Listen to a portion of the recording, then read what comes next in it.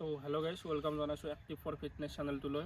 তো আজি আমি ক'ম অসম পুলিচৰ যি লং জাম্প আছে, সেই লং জাম্প কেনেকৈ আপুনি এক্সেলেণ্ট মাৰিব পাৰিব, তাৰ গোটেইখিনি টিপছ আজি এই ভিডিঅ'টোৰ জৰিয়তে আপোনালোকে গম পাব। এই ভিডিঅ'টো শেষলৈকে চাই থাকক। অসম পুলিচৰ ফিজিকেলৰ কাৰণে মেইন ফেক্টৰটোৱে হৈছে লং জাম্প। তো লং জাম্পৰ মই আজি 4টা মেইন টপিকৰ ওপৰত কথা পাতিম। কেনেকৈ আপুনি লং জাম্প এক্সেলেণ্ট মাৰিব পাৰিব, বা যদি বহুত কম আহিছে কেনেকৈ মানে ভাল এটা মাৰ্ক উঠাব পাৰিব লং জাম্পত। কাৰণ লং জাম্পটো হৈছে ফিজিকেলৰ বহুত ইম্পৰ্টেণ্ট বস্তু, কাৰণ ৰানিংটো পাছ কৰিব। লং জাম্পত যদি অলপ বেছি মাৰ্ক উঠাব পাৰে তেতিয়াহ'লে আমাৰ সকলোৰে ভাল হয়।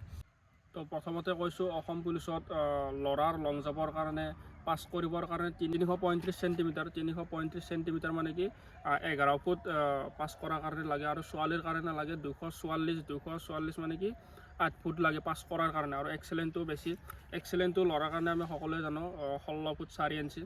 তো এইখিনি আছিল বেছিক নলেজ, সকলোৱে জানোৱে আমি। তো মেইন হৈছে 4টা এতিয়া ফেক্টৰ, কি ফেক্টৰত কৰি কিনে আমি লং জাম্পটো ইম্প্ৰুভ কৰিব পাৰোঁ, সেই ফেক্টৰকেইটা মই কৈ দিছোঁ। এতিয়া হৈছে প্ৰথম আছে স্পীড ৰান আপটো আপোনাৰ স্পীড হ'ব লাগিব। ছেকেণ্ডত আহিল টেক অফটো কেনেকৈ লৈছে সেইটো বহুত ইম্পৰ্টেণ্ট হয়। কিমান দূৰলৈকে যাব আপুনি সেইটো ডিপেণ্ড কৰে টেক অফটো কেনেকুৱা হৈছে আপোনাৰ। তো টেক অফ, তাৰপিছত থাকিল এয়াৰ বেলেঞ্চ, মানে ওপৰত থাকোঁতে আপুনি আপোনাৰ বডিটো কেনেকৈ আপুনি বেলেঞ্চ কৰিছে, সেইটো হ'ল এয়াৰ বেলেঞ্চ কৰিব লাগিব। লাষ্টত আহিল লেণ্ডিং টেকনিক, কেনেকৈ আপুনি লেণ্ড কৰিব, সেইটো বহুত ইম্পৰ্টেণ্ট কৰে লং জাম্পত। তো এই 4টা মেইন টপিক আছিল।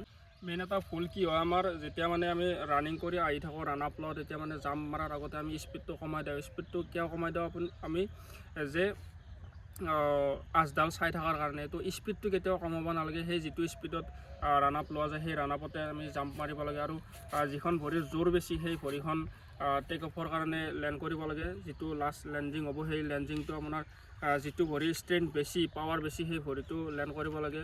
বা বেছিভাগ ল'ৰাৰে বাওঁ ভৰিটোৰ পাৱাৰ অলপ বেছি থাকে, বাওঁ ভৰিটো দি আমি জাঁপ মাৰোঁ। তো অট'মেটিকেলি সেই ভৰিখন আগত আহিব, যিখন ভৰিৰ আমাৰ পাৱাৰ বেছি আছে সেই ভৰিখন আগত আহি যায় অট'মেটিকেলি। আপোনালোকে দুবাৰমান জাঁপ মাৰি চাই কেনে, তো জাম্প দুবাৰমান প্ৰেক্টিছ কৰাৰ পিছতে আপোনালোকে গম পাব কোনখন ভৰি আমাৰ জোৰ বেছি আছে, সেই ভৰিৰে আপুনি লং জাম্প প্ৰেক্টিছ কৰক। লং জাম্প যদি ইম্প্ৰুভ কৰিব বিচাৰে, 5টা মেইন এক্সাৰচাইজৰ কথা মই আজি কওঁ। এই 5টা এক্সাৰচাইজ ডেইলি কৰিব, আপোনাৰ লং জাম্প অট'মেটিকেলি ইম্প্ৰুভ হ'ব। তো এই 5টা এক্সাৰচাইজ চাই থাকক আপোনালোকে। প্ৰথম এক্সাৰচাইজটো দেখাই দিছোঁ, স্কোৱাট। তো দে ৰিয়ান।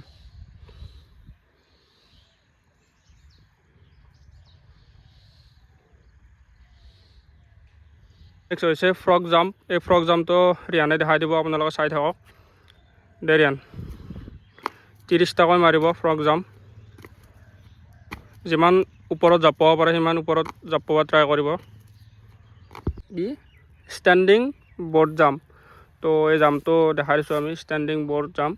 তো এই জাম্পটো আমাৰ এখন ভলীবল কোৰ্ট হয়, ভলীবল কোৰ্টৰ এই আচডালৰ পৰাই মাৰিব। তো আপোনালোকে চাই থাকক। লং জাম্প কোৰ্টৰ পৰা আপোনালোকে মাৰিব। দে ৰিয়ান, যিমান পাৰে সিমান আগলৈকে ঠেলাব বডিটো, সেনেকৈ প্ৰেক্টিছ কৰিব। ঠিক আছে, যিমানবাৰ প্ৰেক্টিছ কৰিব সিমান আপোনাৰ লং জাম্প ইম্প্ৰুভ হ'ব। যিমান পাৰে আগলৈকে ঠেলাব চেষ্টা কৰিব।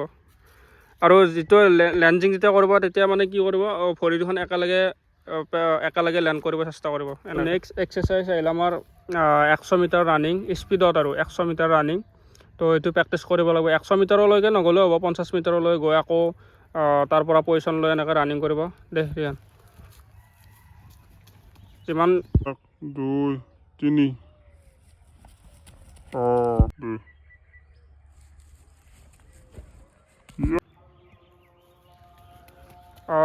তো নেক্সট এণ্ড লাষ্ট এক্সাৰচাইজ এইটো চাব পাৰে। দে ৰিয়ান, এইটো লাষ্ট এক্সাৰচাইজ।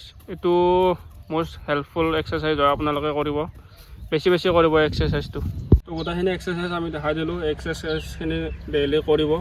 তো একদিনত এহা বস্তু নহয়, আপোনালোকে প্ৰায় 30ৰ পৰা 45 দিন কৰিলেহে আপোনালোকে এটা ভাল ৰিজাল্ট পাব। সেই ৰিজাল্টৰ কাৰণে 30ৰ পৰা 40 দিনমান আপোনালোকে ডেইলি প্ৰেক্টিছ কৰিব লাগিব। তো ডায়েট আৰু ৰেষ্টটো আপোনালোকৰ কথা, সেইটো ৰেষ্ট ল'ব, ডায়েটটো মেইনটেইন কৰি ৰাখিব। তো এই ভিডিঅ'টো যদি চাই ভাল লাগিছে, লাইক কমেণ্ট শ্বেয়াৰ কৰিব। আৰু অসম পুলিচৰ কনষ্টেবল SI বা যিখিনি ফিজিকেল আহি আছে, তাৰ কাৰণে আপোনালোকে এই চেনেলটো ছাবস্ক্ৰাইব কৰি ৰাখিব। তো এইখিনি আছিলে এই ভিডিঅ'ত।